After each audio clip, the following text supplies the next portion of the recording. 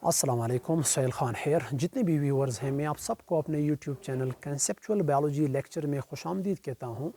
Dear students, आज हम एक बहुत ही इंपॉर्टेंट टॉपिक पढ़ने जा रहे हैं, life cycle of flowering plants. ये टॉपिक बेसिकली हमारे 10th बलूचिस्तान टेक्स्ट बुक में भी हैं, 10th फेडरल में भी हैं, और हमारे पाकिस्तान की जितने भी प्रोविंसेस हैं उसमें ये टॉपिक हैं, 10th बायोलॉजी बुक में टॉपिक हैं। लेकिन ये टॉपिक स्पेसिफिकली मैं अपने 9th फेडरल के स्टूडेंट्स के लिए लेक्चर रिकॉर्ड करने जा रहा हूँ, क्योंकि अभी जो न्यू एडिशन बुक आई हुई है बायो की 9th फेडरल की, उसमें भी ये टॉपिक दिया हुआ है, life cycle of flowering plants. वहाँ पे दिया हुआ है सेक्सुअल रिप्रोडक्शन इन प्लांट्स। तो हमारे स्टूडेंट ने मैसेज किया था कि सर इस पे एक लेक्चर रिकॉर्ड कर ले, क्योंकि इसमें हमें बहुत ज़्यादा कन्फ्यूजन भी है। तो एक ओवरऑल लेक्चर में रिकॉर्ड करने जा रहा हूँ। इसमें हमारे 9th जो न्यू एडिशन बायोलॉजी बुक है 9th फेडरल की, वो भी इससे टॉपिक उसमें भी कवर होंगे, और हमारे 10th federal, 10th Balochistan board, KPK और जितने भी पाकिस्तान के प्रोविंसेस के बायोलॉजी के बुक्स हैं, इंशाल्लाह ये लेक्चर उसमें भी हम उसकी पॉइंट्स को भी हम इसमें कवर करेंगे। Life cycle of flowering plants से, जैसे मैंने एग्जांपल बोर्ड पे दिया हुआ है एंजियोस्पर्म के स्टूडेंट्स। अब एंजियोस्पर्म ही एग्जांपल है फ्लावरिंग प्लांट्स की। अब हम कहते हैं कि एक फ्लावरिंग प्लांट्स, ये एंजियोस्पर्म बनते कैसे हैं। इस टॉपिक में अक्सर इससे रिलेटेड लॉन्ग क्वेश्चंस आते भी हैं, आप लोगों के पेपर में भी आते हैं। जैसे 10th फेडरल में क्वेश्चन भी दिया था, describe the life cycle of flowering plants, उसमें फिर ये सारे टॉपिक्स आएंगे, या लाइफ साइकिल ऑफ एंजियोस्पर्म में। लेकिन हमारे 9th फेडरल बुक में दिया हुआ है कि लॉन्ग क्वेश्चन है कि मेल गेमेटोफाइट और फीमेल गेमेटोफाइट कैसे बनते हैं, तो वो भी इंशाल्लाह इसी लेक्चर में हम कवर करेंगे। स्टूडेंट्स, हमारे उसमें बुक में दिया हुआ है कि जो life cycle of flowering plants है, इट कंसिस्ट ऑफ 2 जनरेशंस। एक जनरेशन को हम कहते हैं स्पोरोफाइट जनरेशन, दूसरे जनरेशन को हम कहते हैं gametophyte generation. Sporophyte generation basically हम कहते हैं कि स्पोरोफाइट की अगर हम बात कर ले, तो ये प्लांट की बॉडी, वो प्लांट बॉडी हैं जो मोस्टली क्या बनाते हैं, स्पोर्स बनाते हैं।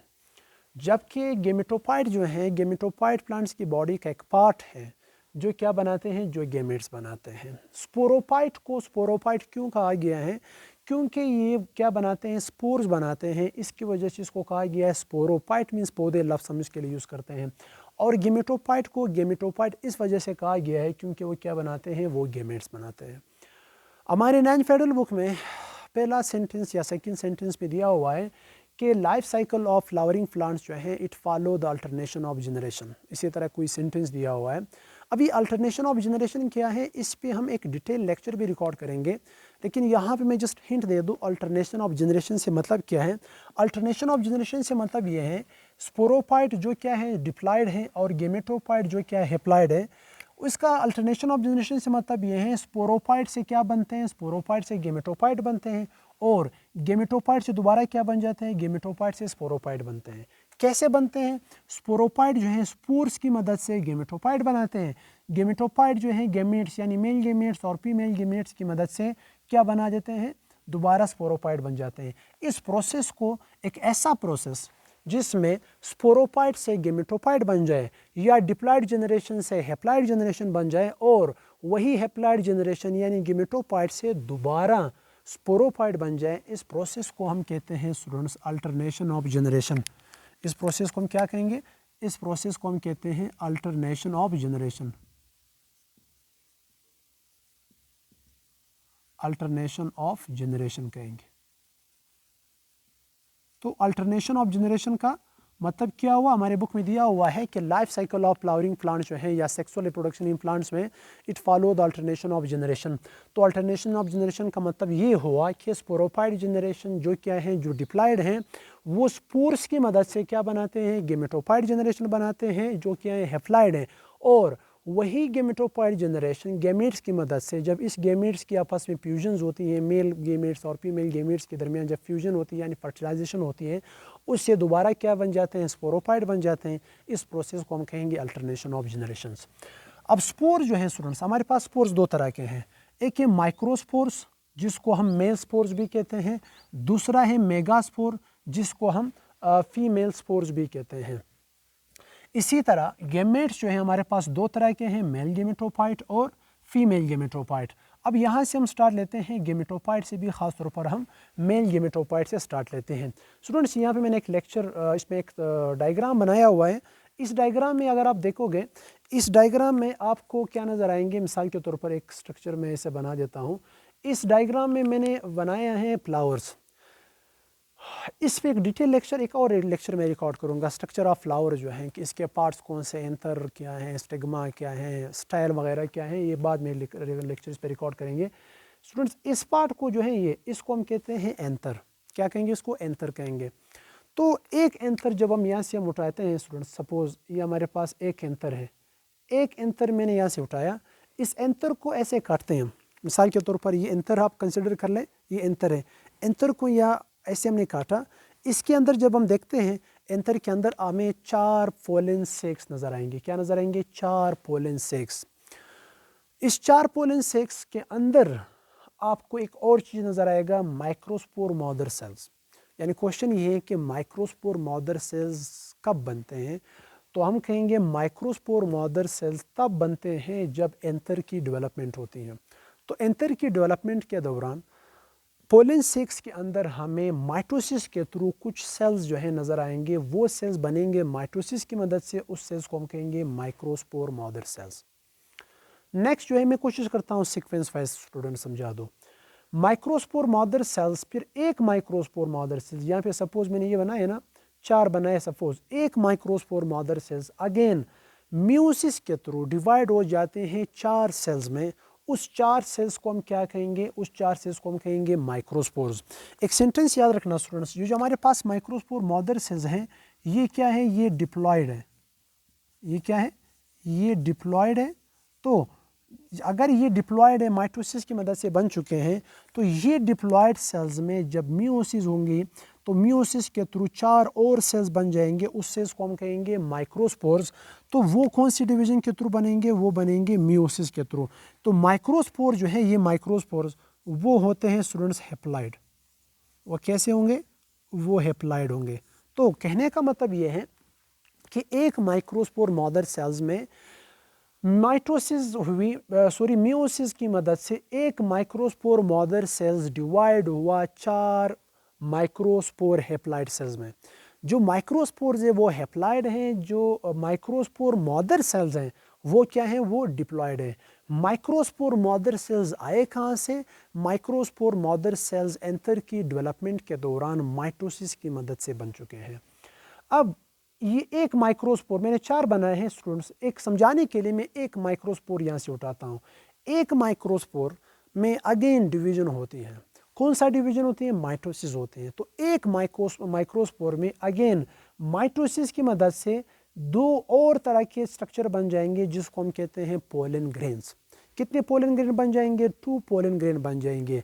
कौन सी डिवीजन की मदद से? क्वेश्चन अक्सर एमसीक्यूज में बता रहा हूँ, कौन सी डिवीजन की मदद से माइक्रोस्पोर मदर सेल से 2 पोलन ग्रेन बनेंगे? तो आप कहोगे माइटोसिस। नेक्स्ट फिर आप क्वेश्चन ये होगा कि कौन से डिवीजन की मदद से माइक्रोस्पोर मदर सेल से माइक्रोस्पोर बनते हैं? तो आप कहोगे मेयोसिस। फिर क्वेश्चन ये कि माइक्रोस्पोर मदर सेल्स जब एंथर की डेवलपमेंट हो रही थी, कौन सा डिवीजन हो रहा था उस टाइम? तो आप कहोगे माइटोसिस। माइटोसिस की मदद से ये बन चुके थे।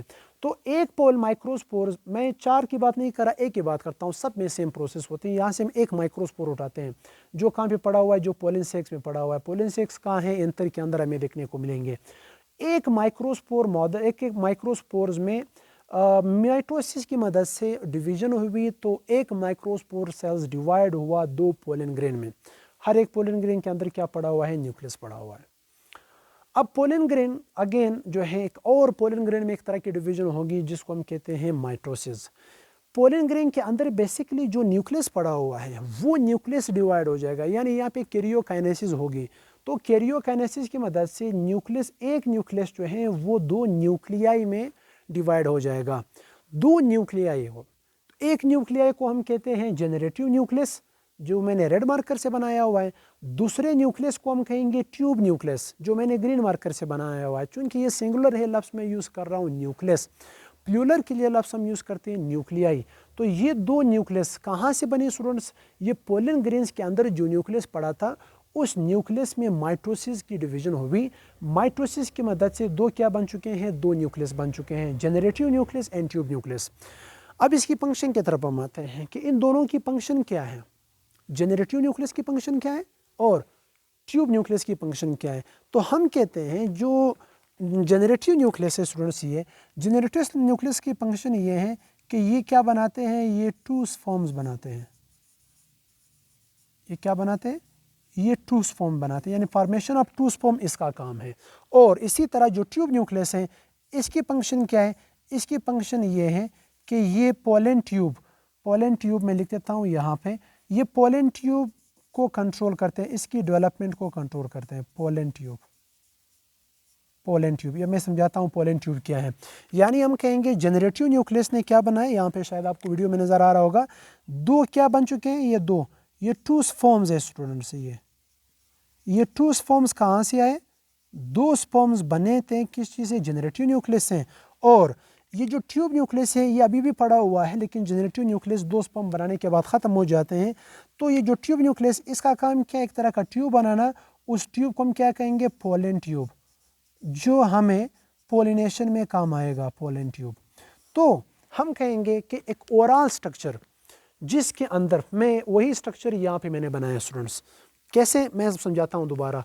इसके अंदर हमें दो क्या नज़र आए? ये दो स्पर्म्स हैं, इसको आप दो स्पर्म कंसिडर कर ले, दो स्पर्म्स हुए। और यहाँ पे अभी भी क्या पड़ा हुआ है स्टूडेंट्स, मिसाल के तौर पर ये इधर पड़ा हुआ है ट्यूब न्यूक्लियस, मैं आपको आसानी के लिए लेबल कर देता हूँ यहाँ पे।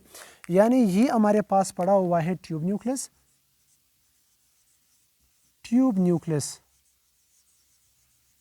ये ट्यूब न्यूक्लियस है जिसका काम क्या है? जिसका काम ये जो मैंने ब्लैक बनाया पोलन ट्यूब बनाना। यानी ट्यूब न्यूक्लियस का काम क्या हुआ? पोलन ट्यूब बनाना, पोलन ट्यूब। ये हमारे 9th पेडल बुक में दिया हुआ है, पोलन ट्यूब की डेवलपमेंट को कंट्रोल करना है इसने। और इसके साथ साथ ये दो क्या पड़े हुए हैं स्टूडेंट्स? इस दो को हम कहते हैं टू स्पर्म्स बने हुए, टू स्पर्म्स। ये दो स्पर्म आए कहाँ से? ये बन चुके थे जनरेटिव न्यूक्लियस से। तो इस स्ट्रक्चर को ओवरऑल हम क्या कहेंगे? इसके ऊपर अगर आप देख लें, इसके ऊपर आपको क्या नज़र आएगा स्टूडेंट्स? ये पोलन ग्रेन आपको नज़र आएगा ना, मैं समझाने के लिए मैं नहीं बनाई ये। या बल्कि एक और चीज़ हमारे 9th पेडल बुक में दिया हुआ है कि द ओवरऑल स्ट्रक्चर जिसके अंदर ये सारा प्रोसेस कहाँ पे हो रहा है स्टूडेंट्स? ये सारा प्रोसेस हो रहा है हमारे माइक्रोस्पोर्स में। कहाँ पे हो रहा है? माइक्रोस्पोर्स में हो रहा है। तो एक ऐसा स्ट्रक्चर जिसमें आपको माइक्रोस्पोर्स नज़र आएंगे, जिसमें आपको माइक्रोस्पोर्स, या अगर आप माइक्रोस्पोर में कंफ्यूज हो रहे हैं, सपोज आप कह सकते हैं कि पोलन ग्रेन जो है, एक ओवरऑल स्ट्रक्चर जो किस चीज़ पर मुश्तमिल हो? दो स्पर्म्स, एक पोलन ट्यूब न्यूक्लियस और माइक्रोस्पोर पर मुश्तमिल हो। उस ओवरऑल स्ट्रक्चर्स को कलेक्टिवली हम क्या कहेंगे? इसको हम कहेंगे मेल गेमेटोफाइट स्टूडेंट्स। इस स्ट्रक्चर को हम क्या कहेंगे? इस स्ट्रक्चर्स को हम कहते हैं मेल गेमेटोफाइट, मेल गेमेटोफाइट। तो मेल गेमेटोफाइट की डेवलपमेंट कैसे होती है, ये लॉन्ग क्वेश्चन है, इसी के लिए ये सारा स्टेप्स मैंने समझाया।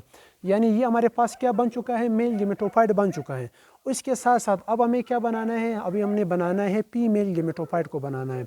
अब फीमेल गेमेटोफाइट यहाँ पर मैंने आप लोगों को समझाने के लिए बनाया है, लेकिन कैसे बनते हैं ये फीमेल गेमेटोफाइट, चलो ये भी देखते हैं स्टूडेंट्स। जो फीमेल गेमेटोफाइट है, ये फीमेल गेमेटोफाइट की स्ट्रक्चर यहाँ पे आपको नज़र आएगा। ये इसके अंदर इस पार्ट को हम कहेंगे ओव्यूल।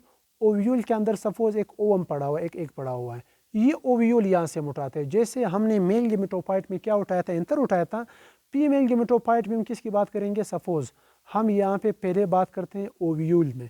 अब ओव्यूल के अंदर एग पड़ा हुआ है, या यहाँ पे जब फर्टिलाइजेशन होती है, यानी हम कहते हैं कि एक एम्ब्रियो जब बनते हैं, तो वो एम्ब्रियो कहाँ से आ जाती है? इससे पहले कौन से स्टेप्स होते हैं? तो फीमेल गेमेटोफाइट को भी इसी तरह सीक्वेंस वाइज हम पढ़ने की कोशिश करते हैं। फीमेल गेमेटोफाइट जो है, ये एक आप कंसिडर कर ले, एक ओव्यूल सपोज हमने उठाया है स्टूडेंट्स। ये कि हमने एक ओव्यूल उठाए हैं। अब ओव्यूल के अंदर सेम वही प्रोसेस है, डिविजन्स होती हैं, डिविजन्स के थ्रू कौन से सेल बनते हैं? मेगास्पोर मदर सेल्स बनते हैं। एक चीज़ में स्टूडेंट्स कंफ्यूज नहीं होना, अक्सर स्टूडेंट जो है इसमें मिस्टेक भी करते हैं। जो माइक्रोस्पोर मदर सेल, यानी स्पोर्स दो तरह के, मैंने शुरू में बताया था, माइक्रोस्पोर और मेगास्पोर। मेगास्पोर हम किसके लिए लफ्ज़ यूज़ करते हैं? फीमेल स्पोर्स को। ये तो मेगास्पोर्स कहाँ हमें देखने को मिलते हैं? ओव्यूल के अंदर हमें देखने को मिलते हैं। अब एक ओव्यूल के अंदर जो मेगास्पोर हैं, मेगास्पोर्स डिवाइड हो जाती हैं मियोसिस के थ्रू, कितने में? 4 सेल्स में डिवाइड हो जाते हैं। बहुत ही इंटरेस्टिंग सेंटेंस है, गौर से सुने स्टूडेंट्स। देखिए जैसे वहाँ पे हमने कहा था कि एक माइक्रोस्पोर मदर सेल्स डिवाइड हो जाती हैं कितने में? 4 माइक्रोस्पोर्स में। इसी तरह फीमेल गेमेटोफाइट में यानी जो मेगास्पोर्स मदर सेल्स हैं वो भी मियोसिस के थ्रू डिवाइड हो जाती हैं 4 सेल्स में, लेकिन फीमेल गेमेटोफाइट में 4 के 4 सेल्स सर्वाइव नहीं करते। क्या मतलब है? मैं कह रहा हूँ, गौर से इस पॉइंट को सुने, मैं कह रहा हूँ कि जिस तरह हमने इधर पढ़ा था कि माइक्रोस्पोर मदर सेल्स जो डिप्लॉयड थे, अब ये क्या है? ये मेगास्पोर मदर सेल्स भी क्या है? ये भी क्या है? ये भी डिप्लॉयड है। ये भी क्या है स्टूडेंट्स? ये भी डिप्लॉयड है। यहाँ पे हमने पढ़ा था कि माइक्रोस्पोर मदर सेल जो डिप्लॉयड थे वो मियोसिस की मदद से डिवाइड हुए, 4 सेल्स बन गए। उस 4 सेल्स को हमने नाम दिया था माइक्रोस्पोर्स, जो क्या थे? वो हेप्लॉयड थे। यहाँ पर भी एक मेगास्पोर मदर सेल जो डिप्लॉयड है वो मियोसिस के थ्रू डिवाइड हो जाते हैं, 4 सेल्स बन जाती हैं, लेकिन फीमेल गेमेटोफाइट की सूरत में वो 4 सेल्स सर्वाइव नहीं करते स्टूडेंट्स। जब 4 सेल सर्वाइव नहीं करते हैं तो फिर क्या होता है? हमारे 9th पेडल में बुक में भी दिया हुआ है, 10th में भी ये सेंटेंस है, कहते हैं कि इन चार में से ओनली एक सेल, यानी जो 4 सेल बन चुके हैं, चलो मैं समझाने के लिए लिखवा देता हूं, इन 4 सेल्स को हम कहेंगे मेगास्पोर, मेगास्पोर्स। मेगास्पोर्स बने, मेगास्पोर्स, लेकिन इस मेगास्पोर्स में एक ही स्पोर सर्वाइव करेगा, एक ही मेगास्पोर सर्वाइव करेगा। जो मेगास्पोर सर्वाइव करते हैं उसको हम कहते हैं फंक्शनल मेगास्पोर्स। बाकी क्या हो जाते हैं? बाकी मेगास्पोर जो हैं वो ख़त्म हो जाते हैं। ये एमसीक्यूज़ आप लोगों ने याद रखना है कि यहाँ पे 4 नहीं बनते 4 ही हैं, लेकिन सर्वाइव एक ही करते हैं। जो मेगास्पोर सर्वाइव करते हैं उसको हम कहते हैं फंक्शनल मेगास्पोर्स। इसके अंदर जो मेगास्पोर है इसके अंदर क्या पड़ा हुआ है? ये न्यूक्लियस पड़ा हुआ है। अब यहाँ पर भी डिवीजन हो रही थी स्टूडेंट न्यूक्लियस के अंदर। यहाँ पे देख लेना, ये जो पोलैरिन रिंग के अंदर जो न्यूक्लियस थे वो माइटोसिस की मदद से 2 में डिवाइड हो रहे थे, लेकिन यहाँ पे हमारे बुक में दिया हुआ है कि मेगास्पोर जो फंक्शनल मेगास्पोर के अंदर न्यूक्लियस हैं ये 3 टाइम्स, कितने? 3 टाइम्स माइटोसिस की मदद से ये डिवाइड हो जाती है कितने में? 8 न्यूक्लियाई में। कितने? 8 न्यूक्लियाई में। यानी कहने का मतलब ये है फंक्शनल मेगास्पोर के अंदर जो न्यूक्लियस था उसमें 3 टाइम्स माइटोसिस हो करके नतीजे में क्या बन जाते हैं? 8 न्यूक्लियाई बन जाती हैं। अब इस 8 न्यूक्लियाई में होगा क्या? 3 न्यूक्लियाई स्टूडेंट्स एक तरफ चले जाएंगे। यहाँ पे एक और पॉइंट भी है, चलो भी मैं समझाता हूँ। इस पोर्स को हम कहते हैं माइक्रोफाइल। इस पोर्स को हम क्या कहते हैं? स्पोर्स को हम कहते हैं माइक्रोपाइल। ये यहाँ पे भी मैंने बनाया है, यहाँ पर भी मैंने बनाए हैं माइक्रोपाइल। तो कहने का मतलब ये है स्टूडेंट्स, इस पॉइंट को गौर से सुनेगा, हम कहते हैं फंक्शनल मेगास्पोर्स के अंदर जो न्यूक्लियस था उसमें 3 टाइम्स की माइटोसिस हुआ।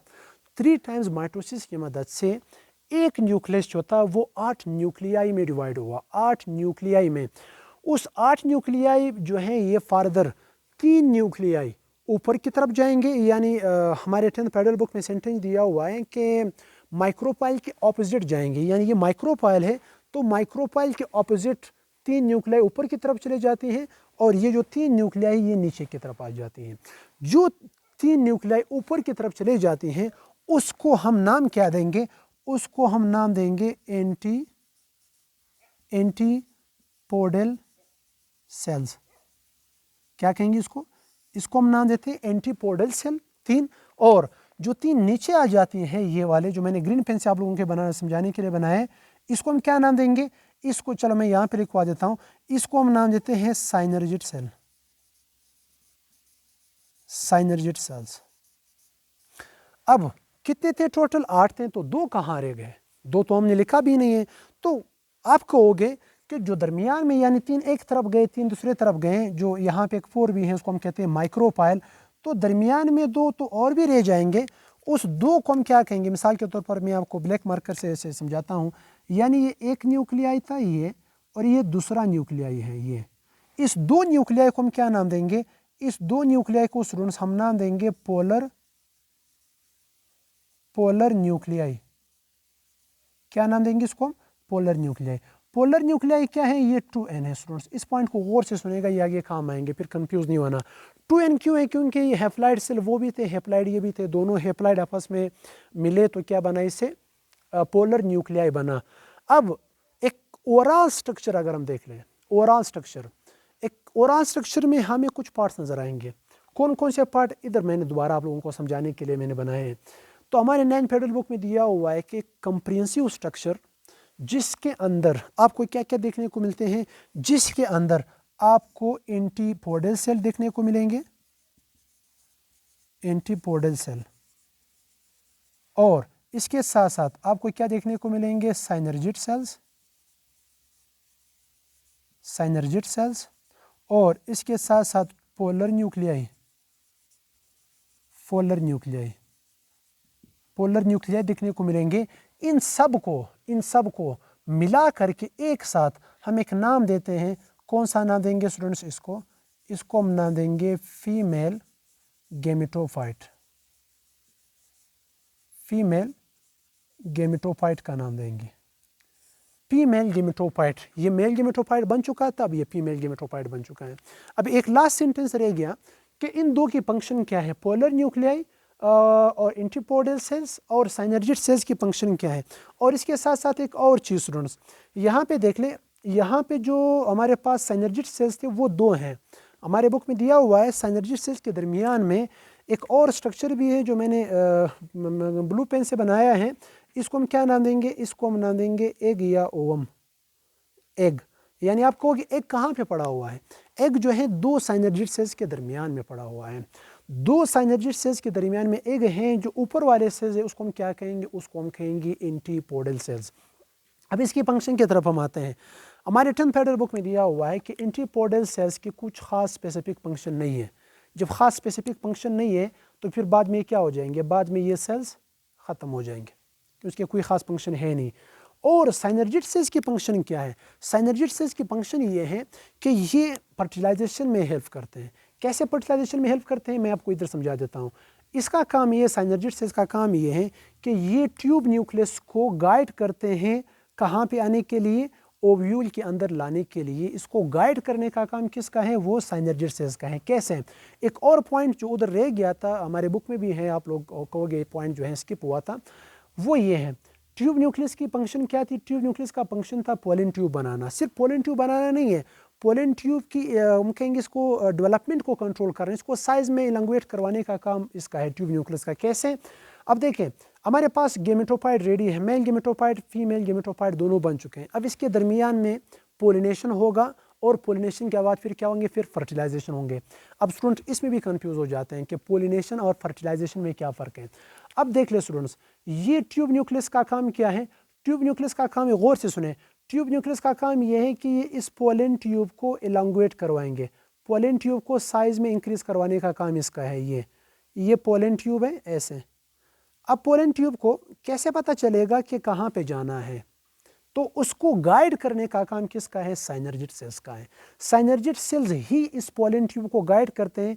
तो ये पोलन ट्यूब इस माइक्रोपाइल, जो ओपनिंग था, एक सुराख था, उस माइक्रोपाइल्स के थ्रू इंटर होगा। और इसके साथ साथ इसके सेंटर में क्या थे, इसके साथ हमने इधर भी पढ़ा था, दो न्यूक्लियस स्पर्म भी थे, तो वो 2 स्पर्म्स भी साथ साथ आते रहेंगे। ये 2 स्पर्म्स हैं, तो वो 2 स्पर्म्स भी क्या हो जाएंगे स्टूडेंट्स, वो इंटर हो जाएंगे। इसी पे मैं एक डिटेल लेक्चर भी दूंगा इंशाल्लाह कि इसमें फर्टिलाइजेशन कैसी होती है। अब the transfer of pollen grains, यानी ये जो 2 स्पर्म्स, अब पोलन ग्रेन लफ्ज़ में यूज़ कर रहा हूँ, पोलन ग्रेन्स या माइक्रोस्पोर हमारे बुक में, या आप उसमें क्या, मैंने शुरू में भी कहा था, आप इसको पोलन ग्रेन का जनरल नाम दे सकते हैं। पोलन ग्रेन के अंदर 2 स्पर्म हैं। पोलिनेशन की डिफिनेशन में हम स्पर्म्स वगैरह की बात नहीं करते हैं, हम जस्ट जनरल पढ़ते हैं कि the transfer of pollen grain from anther, कहाँ से, जब ये एंथर से ट्रांसपोर्ट होंगे कहाँ तक, स्टेगमा में आएंगे, यहाँ तक प्रोसेस को हम कहते हैं पोलिनेशन, पोलिनेशन इसको कहेंगे। अब फर्टिलाइजेशन और पोलिनेशन में क्या फ़र्क है, जब ये 2 गैमेट्स, क्योंकि फर्टिलाइजेशन क्या है, फर्टिलाइजेशन को हम कहते हैं ना फ्यूजन ऑफ गैमेट्स। अब ये 2 गैमेट्स आपस में मिलेंगे, ये एग और इसके साथ साथ 2 पोलर न्यूक्लियाई, तो ये स्पर्म्स भी आते रहेंगे। एक स्पर्म आकर के किसके साथ जुड़ जाएगा, ये जो सेंटर में एग है इसके साथ जुड़ जाएगा, और दूसरा स्पर्म आकर के पोलर न्यूक्लियाई के साथ जुड़ जाएगा। इसको हमने पोलर न्यूक्लियाई का नाम दिया था फर्टिलाइजेशन से पहले। गौर से सुने स्टूडेंट्स, यानी स्पर्म्स की एंट्री से पहले या फर्टिलाइजेशन से पहले इसको हम नाम देते हैं पोलर न्यूक्लियाई, जो क्या थे, जो 2n था। लेकिन फर्टिलाइजेशन के बाद इसको हम पोलर न्यूक्लियाई नहीं कहेंगे, तो उसको हम क्या नाम देंगे? हमारे 9th फेडरल बुक में दिया हुआ है कि इसको फिर हम बाद में नाम देंगे सेकेंडरी न्यूक्लियस। इसमें फ्यूजन न्यूक्लियस एक नाम दिया हुआ है, फ्यूजन न्यूक्लियस का नाम दिया हुआ है, फ्यूजन न्यूक्लियस, या इसको आई थिंक सेकेंडरी